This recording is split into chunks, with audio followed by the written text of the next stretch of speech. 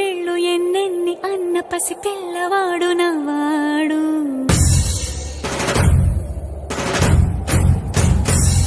విడుముండోడు అని ఊరు వాడ అనుకున్న గాని మహారాజు నాకు నవ్వాడు.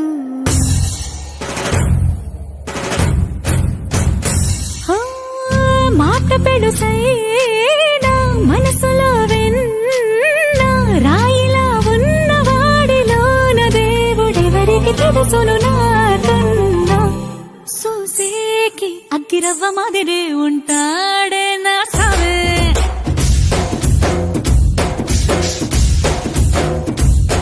మెత్తాని పత్తి